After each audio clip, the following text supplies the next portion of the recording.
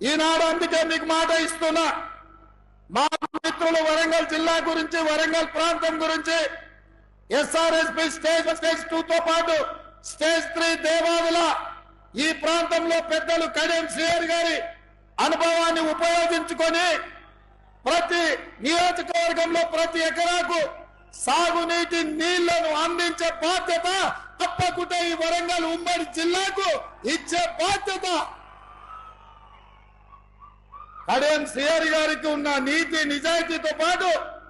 వారి అనుభవాన్ని సంపూర్ణంగా వినియోగించుకొని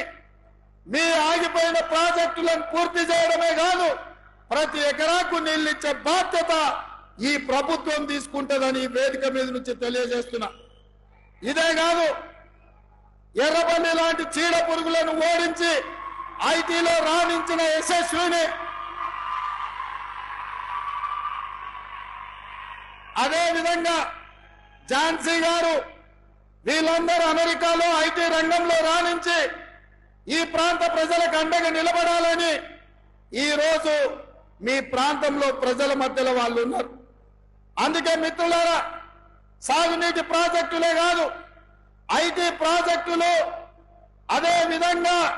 ఇండస్ట్రియల్ కారిడార్ హైదరాబాద్ నుంచి వరంగల్, వరంగల్ నుంచి రామగుండం వరకు ఈ ప్రాంతంలో నేషనల్ హైవేస్ ఏవైతే ఉన్నాయో ఈ నేషనల్ హైవే ప్రాంతంలో ఇండస్ట్రియల్ కారిడార్ తీసుకొచ్చి పరిశ్రమలు నెలకొల్పి నిరుద్యోగ యువకులకు ఉపాధి ఉద్యోగ అవకాశాలు కల్పించే బాధ్యత మన ప్రభుత్వం తీసుకుంటుంది. అదే విధంగా మా పద్మశాలి సోదరులు